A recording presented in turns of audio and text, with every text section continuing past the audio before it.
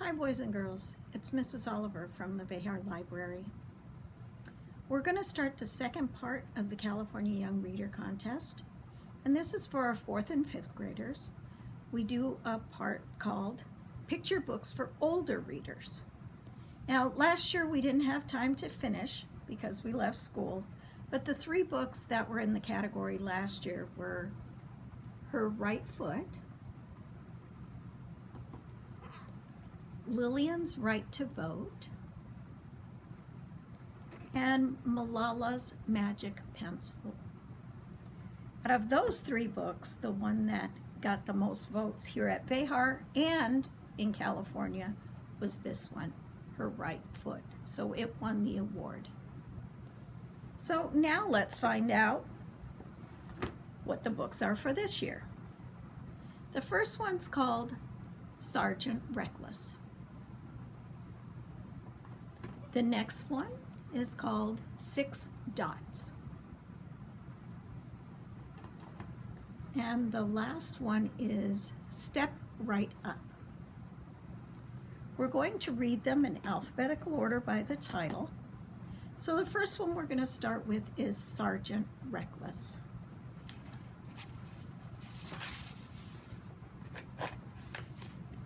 Sergeant Reckless, the true story of the little horse who became a hero. Written by Patricia McCormick and illustrated by Jacopo Bruno.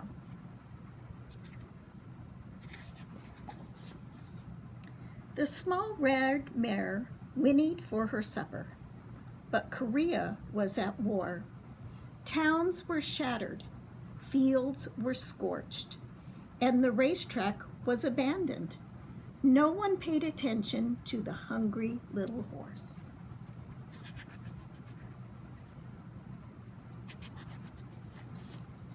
Nearby, U.S. Marines were exhausted from hauling heavy ammunition uphill to a powerful new cannon nicknamed Reckless Rifle. That's when their leader, Lieutenant Eric Pedersen, had an idea. What if we could get a mule to carry the shells? But all Lieutenant Pedersen could find was a scrawny sorrel mare with a white blaze and 3 matching socks. She wasn't much, but she reminded him of a horse he had as a boy, so he took a chance on her.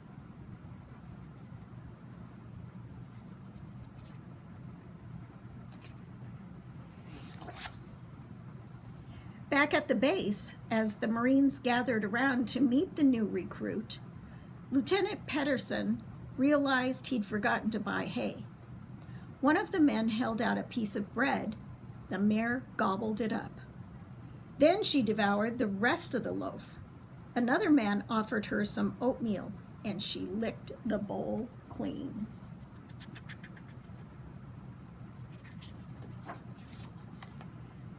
She was pretty, the Marines agreed, but she was small. How could she carry such heavy ammunition? And how would she react when she heard the thunder of the cannon? A mule was slow and steady, but a racehorse was high-strung and skittish. She'd have to go through special training, and she'd start out at the same rank as any newbie private, Private Reckless.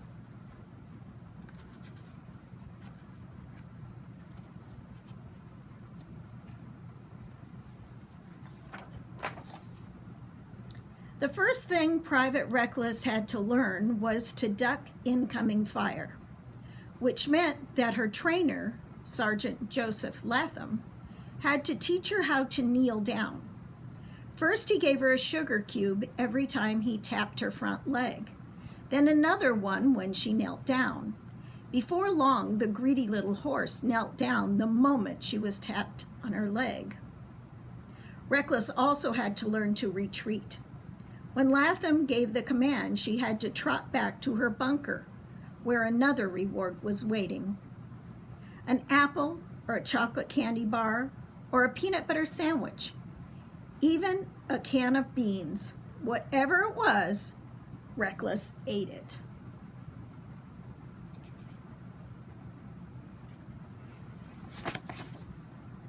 Next, Latham led her up the hill to the cannon. With a little coaxing and a lot of chocolate, she soon followed Latham anywhere. Finally, she was fitted with a pack saddle, a padded wooden cargo frame with leather straps across her chest and legs. Unlike a racing saddle, it was big, bulky, and constricting. Latham cinched up the girth, and the men stood back, expecting her to try and throw it off. But Reckless just stood there. They loaded ammunition shells onto her pack and waited for her to buck. But she put her head down and marched up the hill. Her reward that day was an ice-cold Coca-Cola. By now, Reckless thought of herself as a member of the company and was free to roam the camp. One morning, she showed up at the mess hall where the cook gave her an apple. She nudged his shoulder for more, so he offered her some scrambled eggs and toast. From then on, she ate the same breakfast as the men and washed it down with a cup of coffee. After she figured out which bunk belonged to the cook, she'd clip-clop into his tent at daybreak and lick his face until he woke up and served her breakfast. The men began looking forward to seeing the little horse with the big appetite when they went to the chow hall. They had come to love her, but deep down they worried that when it came to real battle, she might not have what it takes.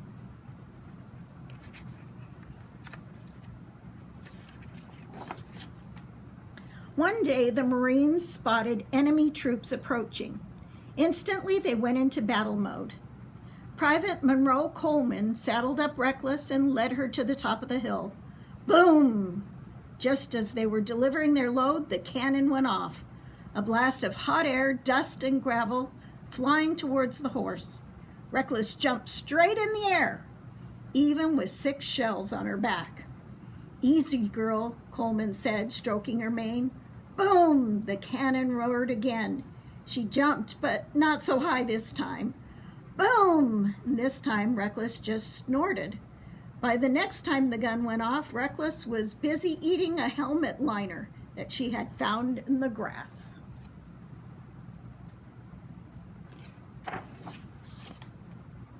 From then on, Reckless was one of the guys. On cold nights, she snuck into Latham's tent and slept on the floor. And when the men played poker, she joined in. One night, she'd eaten about $30 worth of poker chips before they caught on.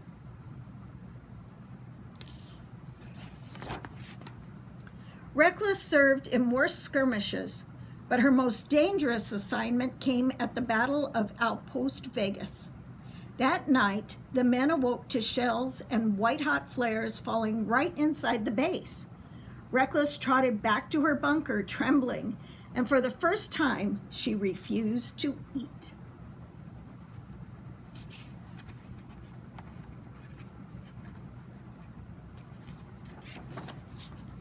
But the minute she was loaded with her pack, Reckless got to work.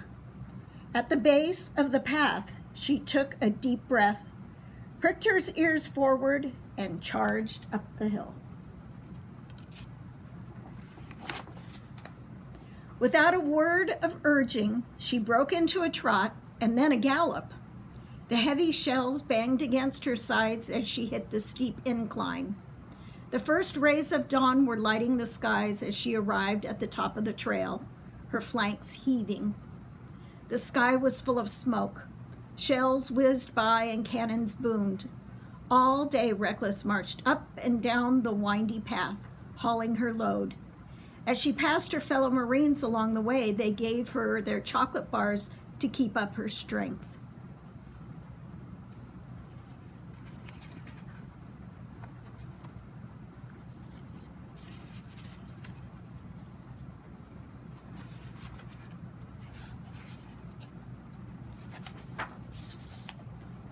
Then a piece of shrapnel hit Reckless over her left eye. Blood trickled down onto her white blaze, but she kept going. Later, another piece of shrapnel hit her left flank. After a dab of iodine and a drink of water, she was back at work. Night fell, sizzling flares cast eerie shadows on the landscape. The Marines were beginning to tire, but they saw the little mare silhouetted on the ridge, her head hanging as she put everything she had into her job. She was soaked with sweat, lather curled up over her saddle, and when she came back down the hill, one by one, the men took off their body armor jackets and laid them over her for protection.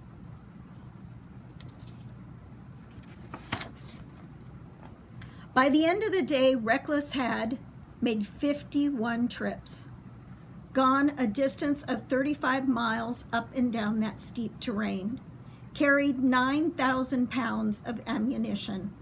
The battle helped change the course of the war.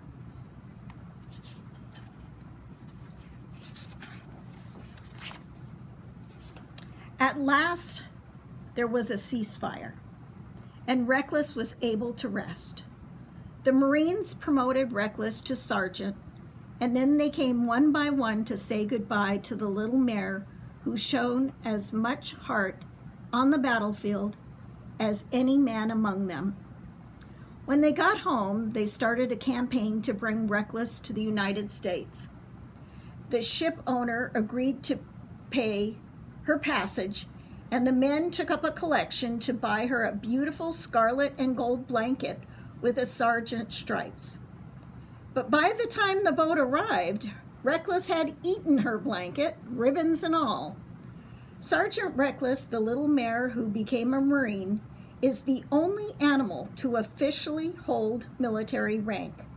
She received 2 Purple Hearts and retired with full military honors and the rank of Staff Sergeant. Her story is a testament to the mysterious bond between humans and animals and the proof of the Marine Corps motto, Semper Fidelis, ever faithful. And then it does have a little bit of history here.